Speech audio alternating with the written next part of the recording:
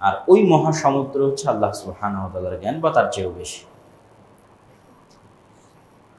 তো আল্লাহ সুবহানাহু ওয়া তাআলা তার জ্ঞান থেকে তাকদীর লিখতে বললেন পৃথিবী সৃষ্টির 50,000 বছর পূর্বে। তো তাকদীরে এটাও লেখা আছে তথা আল্লাহর জ্ঞানে এটা আগে থেকেই ছিল যে পৃথিবী তিনি একদিন ধ্বংস করবেন। তাহলে এটা পূর্ব সিদ্ধান্ত, পৃথিবী ধ্বংস হবে, আসমান এবং জমিন ধ্বংস হবে, এবং আসমান এবং জমিনের মধ্যে যা কিছু আছে তার সব কিছুর পরিবর্তনশীলতা এবং তার সব কিছুর অস্থায়িত্ব প্রমাণ করে যে আসমান জমিন নিজেও অস্থায়ী। আসমান এবং জমিনের মধ্যে যা কিছু আল্লাহ বানিয়েছেন অথবা যা কিছু মানুষ বানায় একটাও পার্মানেন্ট না। সেটা 700 বছর বয়সী গাছ হোক, 1000 বছর বয়সী কচ্ছপ হোক, সবগুলোরই একটা এন্ডিং আছে, শেষ হয়ে যায়। মানুষও যেটা বানায়, যতই শক্তিশালী বিল্ডিং তৈরি করুক, ব্রিজ তৈরি করুক, 100 বছর, 200 বছর, 500 বছর, আসমান এবং জমিনের মধ্যে যা কিছু তৈরি হয় তার সব কিছুই যেহেতু অস্থায়ী, তো আসমান জমিন অস্থায়ী, এবং সেটিকে বলা হচ্ছে কিয়ামত, পুনরুত্থান। ইসলামের অন্যতম বিশ্বাসের একটি বিশ্বাস হচ্ছে পুনরুত্থানে বিশ্বাস করা, অথবা আরও সারমর্ম করে বললে ইসলামের মৌলিক দুটো বিষয় হচ্ছে পুরো কোরআনের সারমর্ম।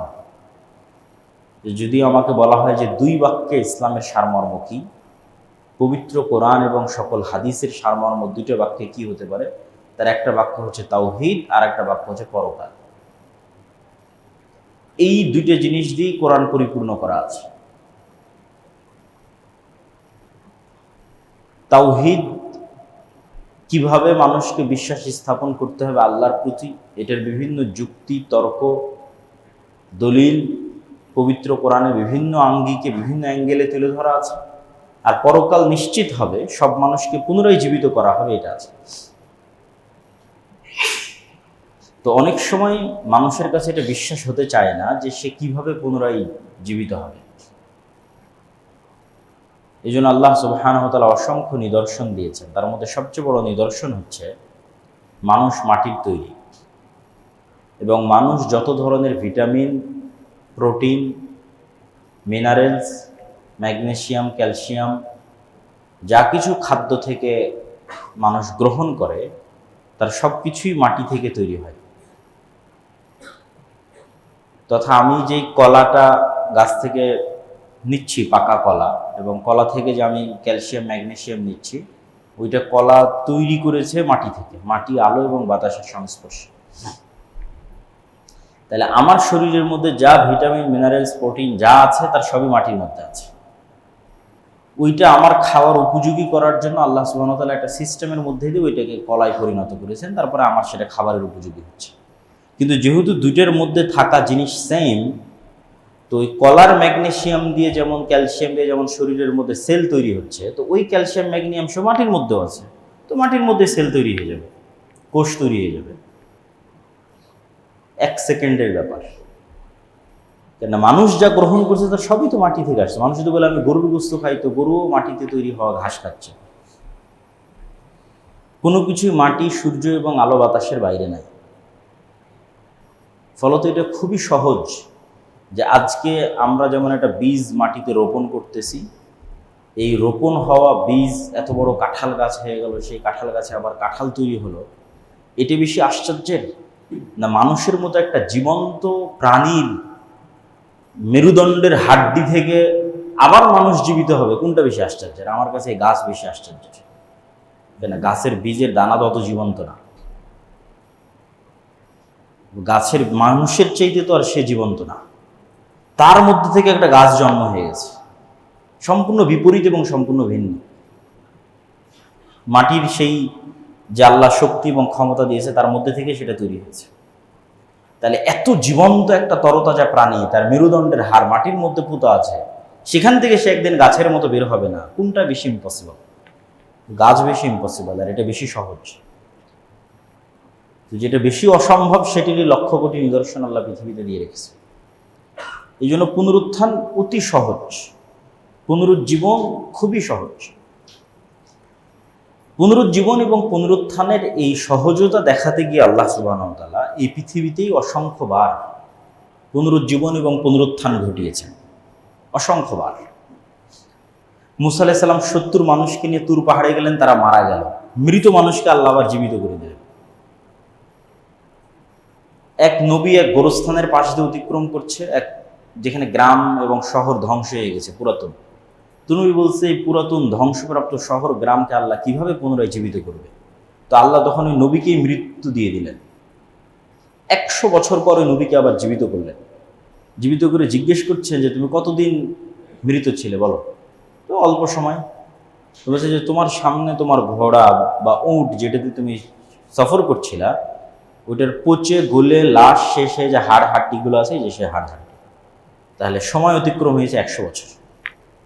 তাই আমি এভাবেই জীবিত করতে পারি। এরকম অসংখ্য মৃতকে জীবিত করার ঘটনা আল্লাহ সুবহানাহু ওয়া তাআলা ঘটিয়েছে, এবং ঘটাতে ঘটাতে এটাকে আরো সহজ করে দেওয়ার জন্য মানুষের ব্রেনে, যে এটা কঠিন নয়, অসম্ভব নয়, আল্লাহ একজন নবীর মুজিজাই দিয়ে দিলেন হচ্ছে মৃতকে জীবিত করা। ঈসা আলাইহিস সালাতু ওয়াস সালাম তিনি এভাবে একটা এক মুঠ মাটি নিতেন আর বিসমিল্লাহ বিইজনিল্লাহ বলে ফু দিতেন, মাটি থেকে ইনস্ট্যান্ট পাখি হয়ে আকাশে উড়ে যেত। উনি যে কোনো মৃত মানুষের গায়ে হাত দিতেন, বিসমিল্লাহ বিইজনিল্লাহ বলতেন, মানুষ জীবিত হয়ে যেত।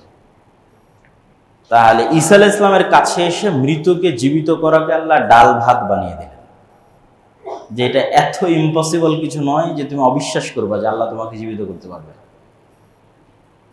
এই সেম জিনিসই ঘটবে। আমরা যে কিয়ামতের পূর্ব মুহূর্তের ফিতনাগুলোর কথা বলতেছি, এই কিয়ামতের পূর্ব মুহূর্তের সবচেয়ে বড় ফিতনা হচ্ছে দাজ্জাল। দাজ্জালকে আল্লাহ সুবহানাহু ওয়া তাআলা এই সেম ক্ষমতা দিবে যে সে মৃতকে জীবিত করতে পারবে। এবং এখান থেকে আমাদের বুঝতে হবে দাজ্জালের ফিতনা কেন ভয়াবহ। এবং আমরা যে ইসলামের দুইটা সারমর্ম 2 বাক্যে তুলে ধরেছি, একটা তাওহীদ আর একটা পুনরুজ্জীবন এবং পুনরুত্থান। তো তাওহীদ যেহেতু ইসলামের মৌলিক বিশ্বাস এবং কোরআনের মূল সারমর্ম, তো যত যুক্তি তর্ক আল্লাহ নিজে তাওহীদের পক্ষে কোরআনে তুলে ধরেছেন, সেই যুক্তি তর্কের সারমর্ম হচ্ছে যার মধ্যে রব হওয়ার যোগ্যতা নাই সে ইবাদতের যোগ্য নয়। যত যুক্তিতর্ক পুরো কোরআনে আছে, তার এক বাক্যে সারমর্ম হচ্ছে যার মধ্যে রব হওয়ার ক্ষমতা নাই সে ইবাদতের যোগ্য নয় বা ইলাহ হওয়ার যোগ্য নয়। এটাকে আল্লাহ দেখবেন বিভিন্ন অ্যাঙ্গেলে ফুটিয়ে তুলবে। আল্লাহ সুবহানাহু ওয়া তাআলা কোরআন মাজিদের মধ্যে জিজ্ঞেস করবে, তোমরা যাদের ইবাদত করো তাদেরকে বলো তো তারা একটি মাছি অথবা মশা সৃষ্টি করতে পারে কিনা? আল্লাহর প্রশ্ন। তাহলে প্রশ্নতে কি বোঝা যাচ্ছে? মশা এবং মাছি সৃষ্টি করার রবের ক্ষমতা। যার মধ্যে রবের ক্ষমতা নাই সে ইবাদতের যোগ্য না। আল্লাহ কোরআন মাজিদে জিজ্ঞেস করবে যে তোমরা যাদের ইবাদত করো তারা দেখতেও পায় না, শুনতেও পায় না, আর আল্লাহ সুবহানাহু ওয়া তাআলা শুনেন এবং দেখেন। তাহলে কি বোঝা যাচ্ছে? দেখতে পাওয়া এবং শুনতে পাওয়া রবের গুণ। তোমরা যাদের ইবাদত করো তারা মৃত, আর আল্লাহ হচ্ছে হাই কাইয়ুম, আল হাইয়ুল কাইয়ুম, চিরঞ্জীব চিরস্থায়ী। তাহলে যে মরে যায়, যে চিরঞ্জীব নয়, সে রব হতে পারে না, আর যে রব নয় সেই ইবাদতের যোগ্য হতে পারে না। আল্লাহ সুবহানাহু ওয়া তাআলা বলতে বলতে এতদূর পর্যন্ত বলবেন যে তোমরা যাদের ইবাদত করো আল্লাহ ব্যতীত, খেজুরের বিচির উপরে যে পাতলা আবরণ আছে, এই পাতলা আবরণেরও তারা মালিক নয়। তাদেরকে দাবি করতে বলো যে তারা বলুক যে আমরা এই পাতলা আবরণের মালিক। আল্লাহ সুবহানাহু ওয়া তাআলা বলছেন এটাও দরকার নাই দাবি করার। তাদেরকে এইটা দাবি করতে বলো যাদের তোমরা ইবাদত করো, যে ঠিক আছে তারা পৃথিবীর মশামাছি সৃষ্টি করতে পারবে না, তারা চিরঞ্জীব চিরস্থায়ী নয়, তারা খেজুরের পাতলা আবরণের যে আছে ওই সমপরিমাণ তথা সরিষা সমপরিমাণও কোনো কিছুর মালিক নয়, বাদ দিলাম। এগুলো একটাও যেহেতু তারা করতে পারবে না, সব বাদ দিলাম।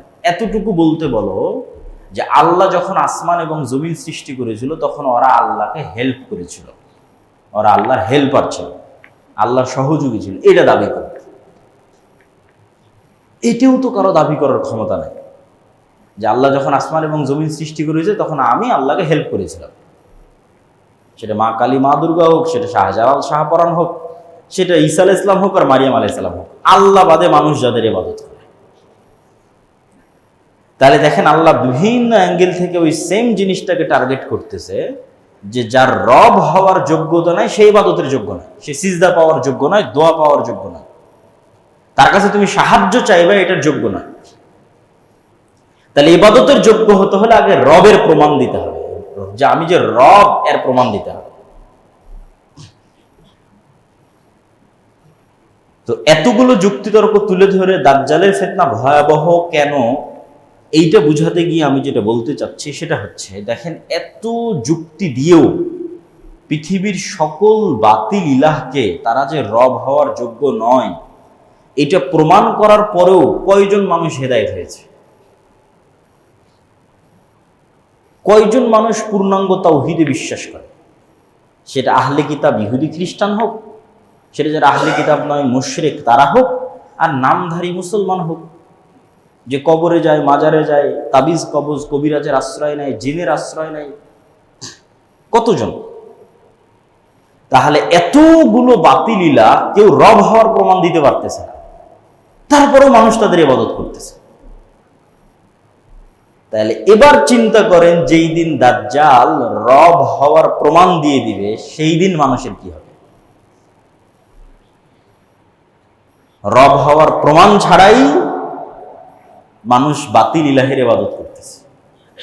আর আল্লাহ পবিত্র কোরআনে চ্যালেঞ্জ করতে থাকলেন যে এদের প্রমাণ দিতে বলো এরা রব কিনা, রব যদি না হয় ইবাদত করিও না, ইবাদতের যোগ্য নয়। তাহলে এবার দাজ্জাল তো রব হওয়ার প্রমাণ দিয়ে দিবে, দাজ্জাল মৃতকে জীবিত করবে, আর আদেশে আসমান থেকে বৃষ্টি বর্ষণ হবে, জমিন থেকে ফসল উৎপাদন হবে, জান্নাত দেখাবে, জাহান্নাম দেখাবে, আপনার মৃত দাদা দাদিকে জীবিত অবস্থায় পেশ করে দিবে। তাহলে তখন মানুষের কি হবে? তখন কয়জন ঈমান নিয়ে বাঁচতে পারবে? এই জন্য দাজ্জালের ফিতনা পৃথিবীর সবচেয়ে বড় ভয়াবহ ফিতনা, যেই ফিতনায় পতিত হবে উম্মতে মুহাম্মাদি।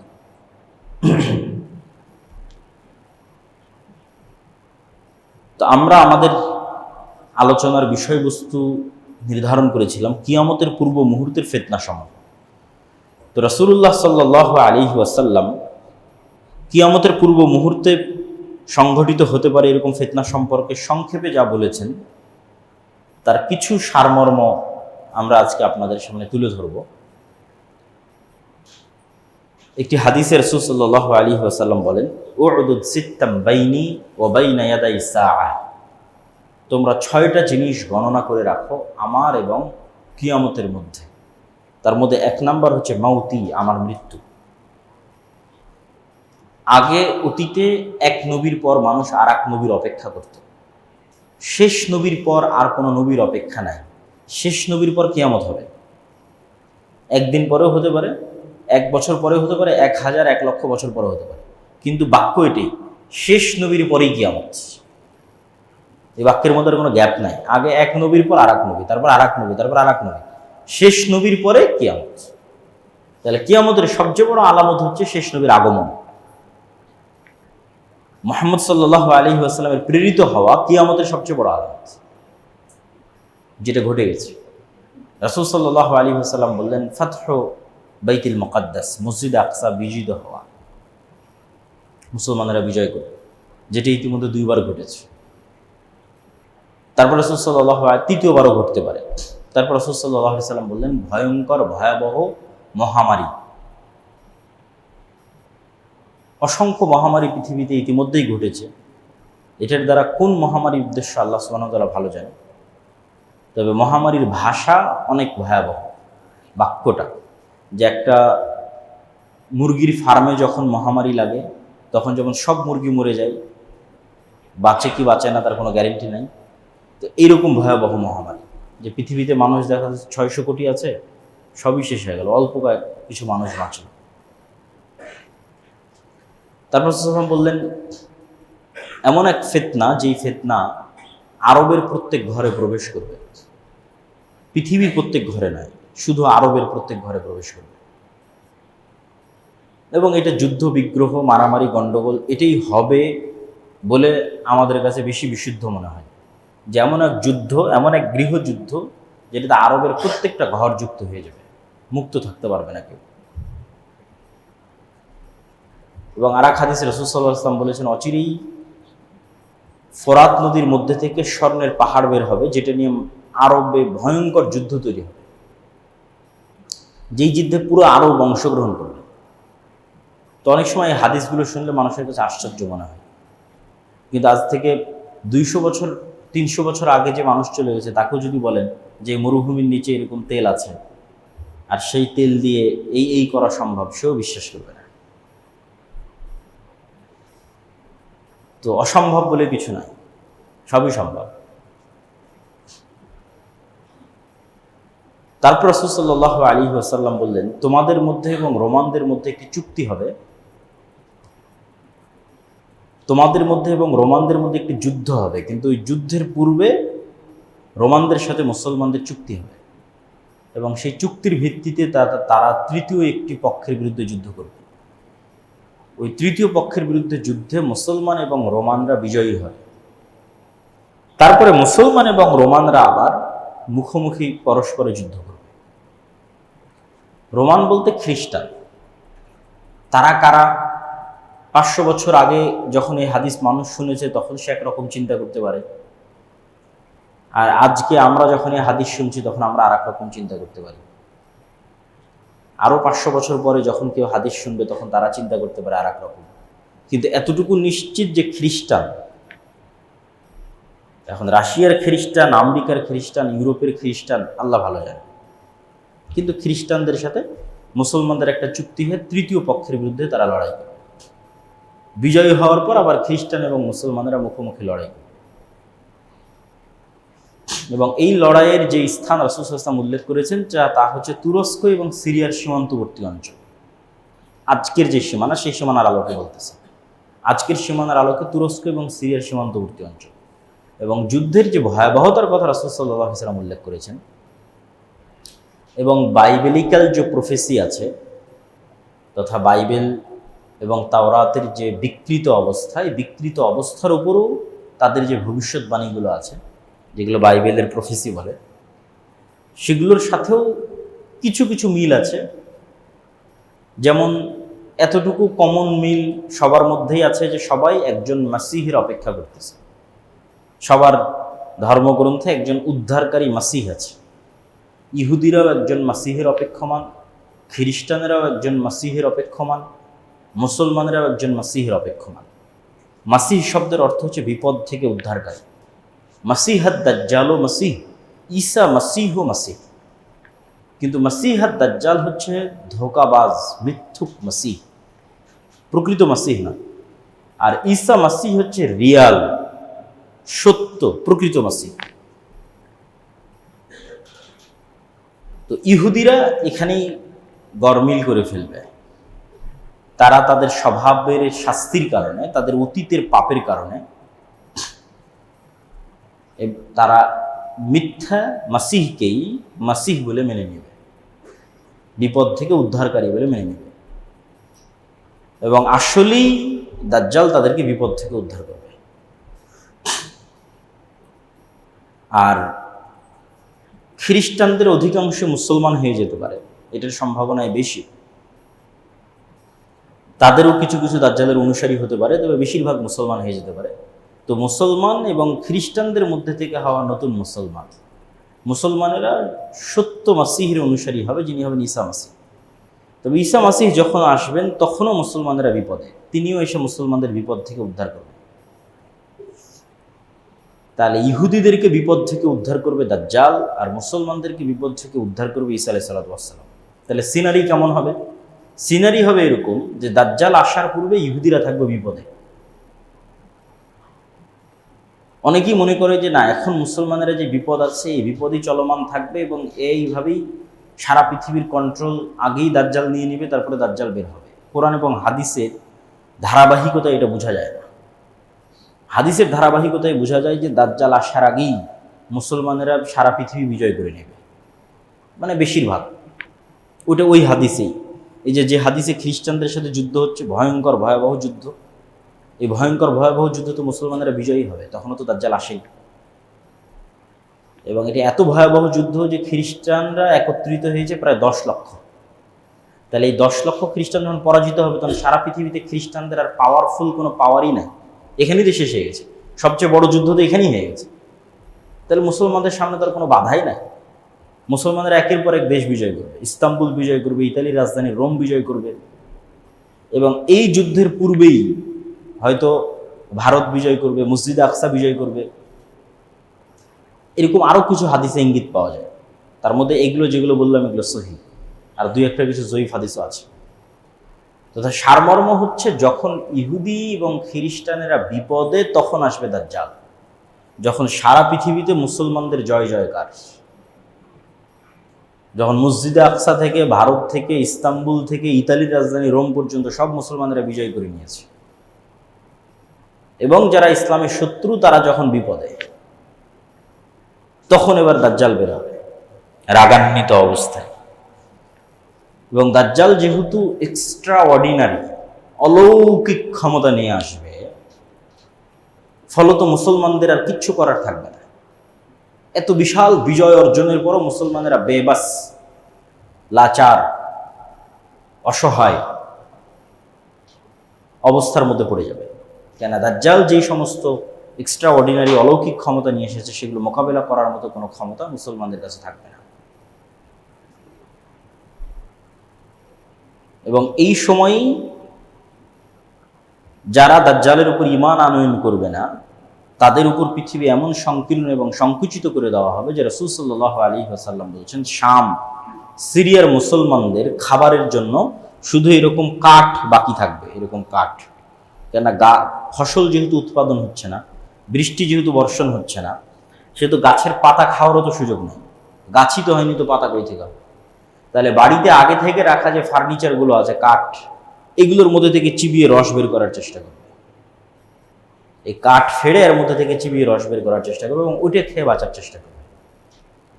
আর যারা দাজ্জালের উপর ঈমান আনয়ন করবে, মৌমাছি যেভাবে মৌমাছির চাকের সাথে লেগে থাকে, পৃথিবীর সকল ধন সম্পদ তাদের পিছে সেভাবে ছুটবে। তাহলে যাদের ন্যূনতম 1 টাকাও অবৈধ টাকার প্রতি লোভ আছে, ও দাজ্জালের ফিতনা থেকে বাঁচতে পারবে না।